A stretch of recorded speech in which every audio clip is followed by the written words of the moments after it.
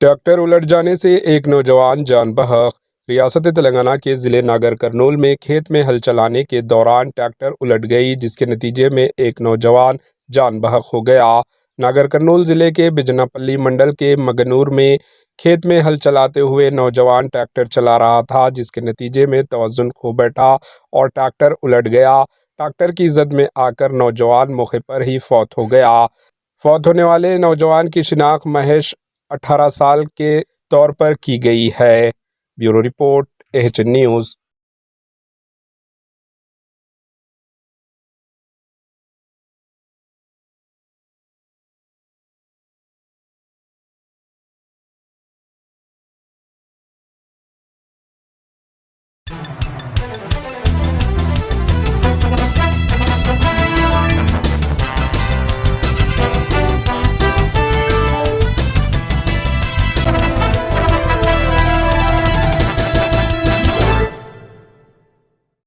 हमारे HN news को subscribe करिए ताकि आपको नोटिफिकेशंस आते रहे वक्त पर।